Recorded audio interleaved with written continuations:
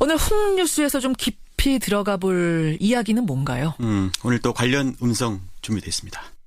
자위권 발동도 가능하다는 국민의 비난은 누가 책임질 겁니까? 음모론, 색깔론, 그리고 근거 없는 모략 이제 중단해 주십시오.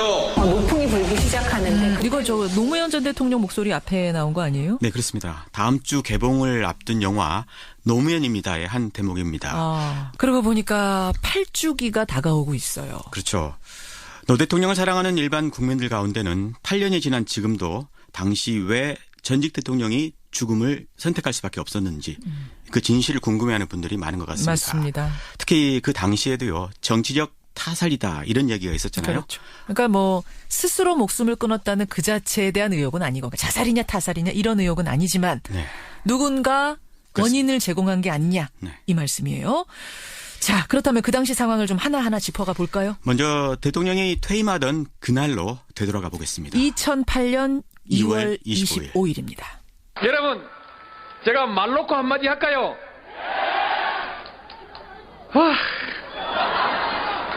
제가 오늘 딱 말 놓고 하고 싶은 얘기 한마디 하겠습니다. 야, 기분 좋다! 오랜만에 듣네요. 그러니까 이게 퇴임하던 날 고향에서의 음성이죠. 네, 봉하마을에 예. 도착했을 때의 상황인데요. 노 대통령은 퇴임 이후 지방으로 가겠다는 결심을 일찌감치 했었다고 합니다. 예. 지역 균형 발전을 위해서요. 또 그래서 낙향 후보지를 물색을 했는데 사전 매입 비용 때문에 결국은 고향을 선택했다고 합니다. 귀향을 하고 나서 농촌 리모델링 사업했잖아요. 뭐 그랬었죠. 친환경 농업, 동네 하천 살리기 그런 거. 네. 대통령에겐 잘 사는 농촌 만들기에 전범을 쓰겠다 이런 목표가 있었다고 합니다. 예. 이런 전직 대통령의 모습에 국민들이 열광하면서 봉하마을에 방문객들이 넘쳐나는 기현상이 생겼죠. 그렇죠. 인기 없던 현직 대통령에서 사랑받는 전직 대통령으로 변모해 가고 있었다. 저도 그때 이제 시사 프로를 진행하고 있었기 때문에 뭐 생생하게 기억이 나는데 현직 대통령보다 전직 대통령의 인기가 더 많았어요. 그렇습니다. 이명박 대통령은 취임 100일 만에요. 지지율이 25%까지 뚝 떨어졌습니다. 예. 그 무렵에 이 미국산 쇠고기 수입 문제로 전국에 촛불 시위가 번지고 있었던 그 상황이죠. 무렵입니다. 네, 그런데 이것이 비극의 씨앗이었습니다. 노 대통령과 참여정부에 대한 이명박 정권의 증오심, 적대감 이런 게 그때부터 시작이 됐다는 건데요. 노 대통령을 보좌했던 김경수 민주당 의원의 이야기입니다. 그러니까 청와대 안에는 정보 보고나 이런 걸 통해서 촛대 배후가 노무현 대통령 쪽이고 이걸 통해서 뭐 정치적으로 재기를 노리고 있다는 하여간 그런 정보까지 포함해서 그 안에서는 그게 사실인 것으로 믿고 있다. 그런 얘기를 듣고 오신 분들이 많더라고요. 그 노무현 전 대통령이 전 대통령인데 정치적으로 재기를 할 거다 이런 얘기가 막 돌았다고요? 네, 그렇습니다. 참여정부 인사들에 대한 뒷조사가 그래서 이제 그 뒤부터 이루어졌는데요. 예. 검찰을 동원해서 뒤를 캐기 시작했다는 겁니다. 참여정부 고위 인사의 이야기입니다. 나하고 좀 아까 있던 뭐 기억하는 분들 계좌 뭐 이런 거 뒤져보고 나뿐만 아니라 다들 그렇게 했어 뭐 10만 원까지도 다 뒤졌다니. 이제 중수부에서 딱 오래 들었어 내가. 이게 이 사람 이 증언한 분뿐 아니라 다 그랬다? 그래서 제가 다른 분들에게도 확인을 해봤거든요. 예. 역시나 마찬가지였습니다. 저부터 시작해서 저하고 관계됐던 모든 사람들의 계좌가 다 까지고 정치적으로 저기를 무력화시킨다라고 하는 그 일련의 과정들을 조직적이고 의도적으로 해왔던 거죠. 소위 이제 그들이 얘기하는 이제 진보좌파의 뿌리를 뽑아버리겠다라고 했던 것이죠. 조직적이고 의도적으로 털었다. 이게 지금 두 사람 다 음성 변조를 한 거죠? 네, 이분들이 한사코 정식 인터뷰는 고사를 했는데요.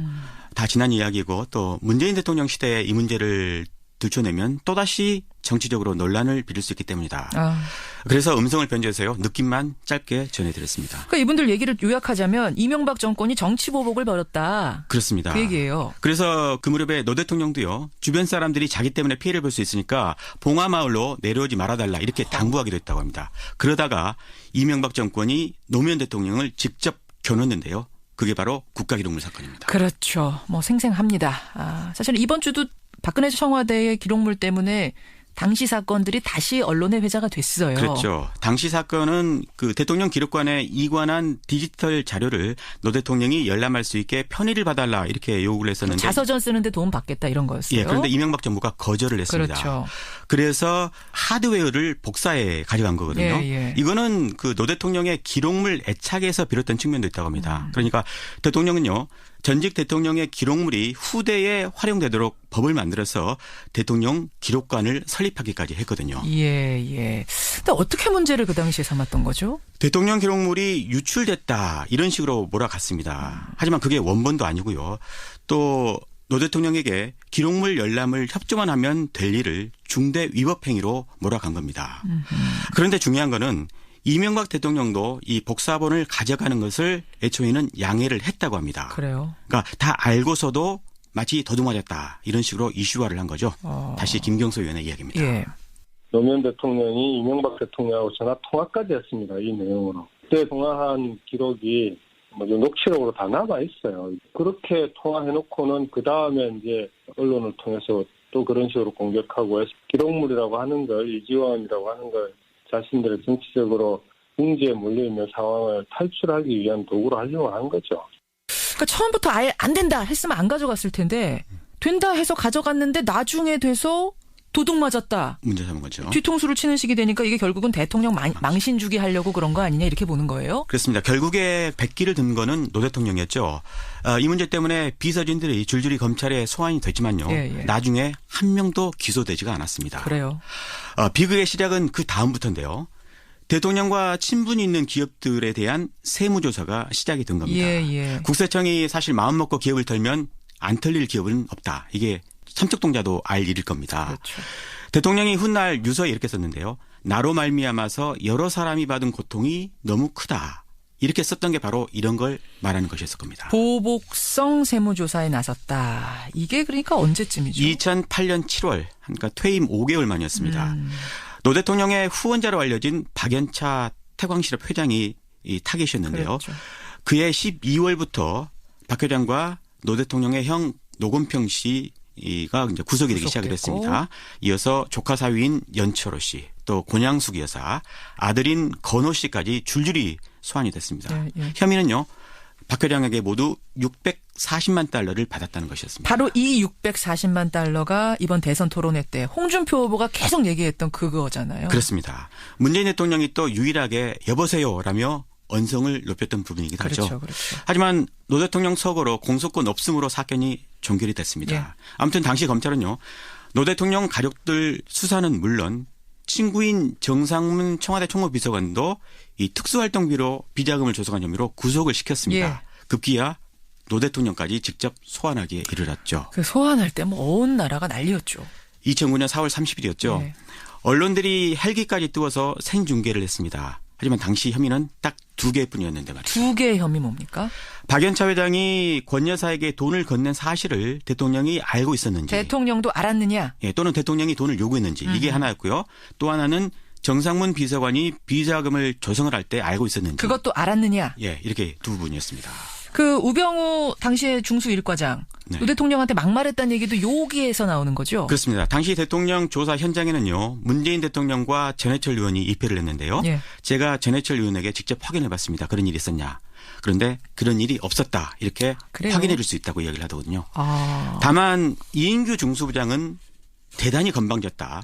말투는 공손했지만 태도엔 오만과 거만함이 가득 묻어 있었다.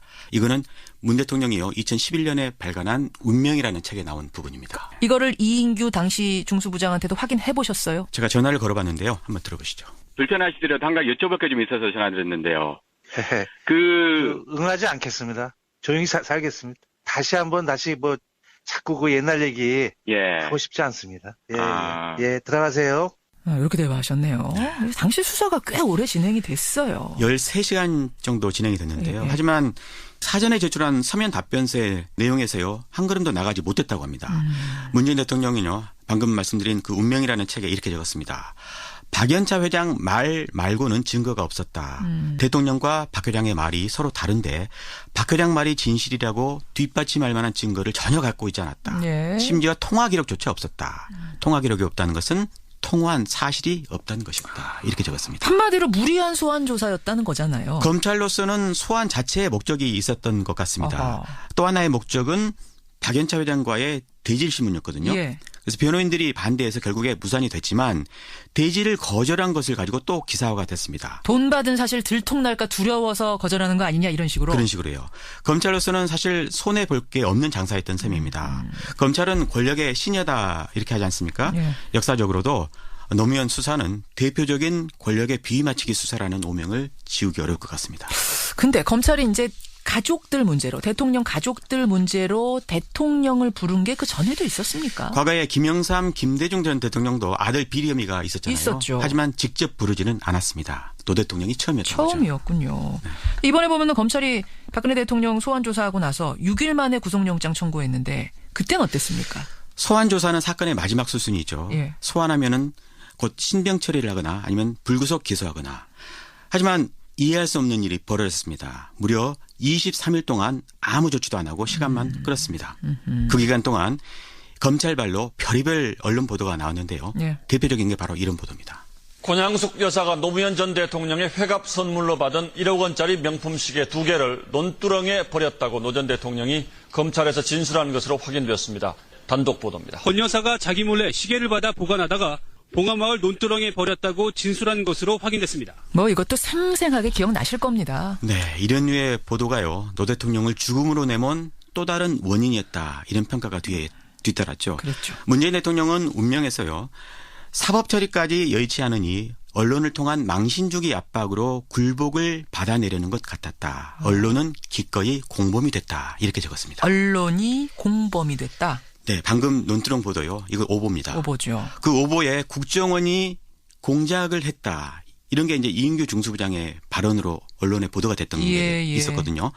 이런 언론 행태, 특히 진보 언론 행태에 대해서 문재인 대통령은 운명에서 서운함을 내비치기도 했습니다.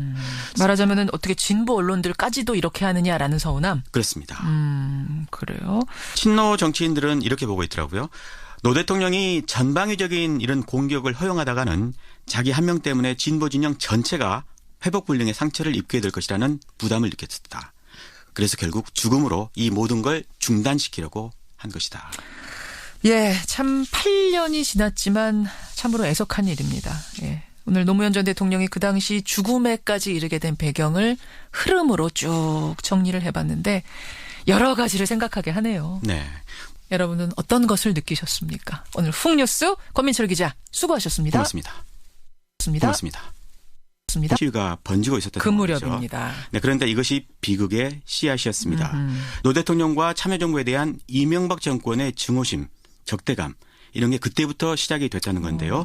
노 대통령을 보좌했던 김경수 민주당 의원의 이야기입니다. 그러니까 청와대 안에는 정보 보고나 이런 걸 통해서 촛대 배후가 노무현 대통령 쪽이고 이걸 통해서 뭐 정치적으로 재기를 노리고 있다는 하여간 그런 정보까지 포함해서 그 안에서는 그게 사실인 것으로 믿고 있다. 그런 얘기를 듣고 오신 분들이 많더라고요. 아, 그 노무현 전 대통령. 전직 대통령이 죽음을 선택할 수밖에 없었는지 그 진실을 궁금해하는 분들이 많은 것 같습니다. 맞습니다. 특히 그 당시에도요. 정치적 타살이다 이런 얘기가 있었잖아요. 그렇죠. 그러니까 뭐 스스로 목숨을 끊었다는 그 자체에 대한 의혹은 아니고 자살이냐 타살이냐 이런 의혹은 아니지만 네. 누군가 원인을 제공한 게 아니냐 이 말씀이에요.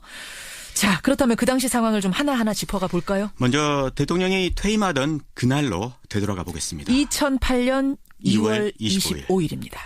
여러분, 제가 말 놓고 한마디 할까요?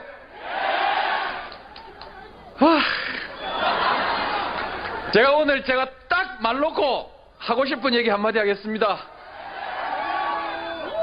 야, 기분 좋다! 아, 오랜만에 듣네요. 네. 이게 퇴임하던 날 고향에서의 음성이죠. 네, 봉하마을에 도착했을 때의 상황인데요. 노 대통령은 퇴임 이후 지방으로 가겠다는 결심을 일찌감치 했었다고 합니다. 지역 균형 발전을 위해서요. 또 그래서 낙향 후보지를 물색을 했는데 사전 매입 비용 때문에 결국은 고향을 선택했다고 합니다. 귀향을 하고 나서 농촌 리모델링 사업했잖아요. 뭐 친환경 농업. 오늘 훅뉴스에서 좀 깊이 들어가 볼 이야기는 뭔가요? 오늘 또 관련 음성 준비되어 있습니다. 자위권 발동도 가능하다는 국민의 피해는 누가 책임질 겁니까? 음모론 색깔론 그리고 근거 없는 모략 이제 중단해 주십시오. 노풍이 불기 시작하는데 이거 저 노무현 전 대통령 목소리 앞에 나온 거 아니에요? 네, 그렇습니다. 다음 주 개봉을 앞둔 영화 노무현입니다의 한 대목입니다. 그러고 보니까 8주기가 다가오고 있어요. 그렇죠. 노 대통령을 사랑하는 일반 국민들 가운데는 8년이 지난 지금도 당시 왜 동네 하천 살리기 그런 거. 네. 대통령에겐 잘 사는 농촌 만들기에 전범을 쓰겠다 이런 목표가 있었다고 합니다. 예. 이런 전직 대통령의 모습에 국민들이 열광하면서 봉하마을에 방문객들이 넘쳐나는 기현상이 생겼죠. 그렇죠. 인기 없던 현직 대통령에서 사랑받는 전직 대통령으로 변모해 가고 있었습니다. 저도 그때 이제 시사 프로를 진행하고 있었기 때문에 뭐 생생하게 기억이 나는데 현직 대통령보다 전직 대통령의 인기가 더 많았어요. 그렇습니다. 이명박 대통령은 취임 100일 만에요. 지지율이 25%까지 뚝 떨어졌습니다. 예. 그 무렵에 이 미국산 쇠고기 수입 문제로 전국에 촛불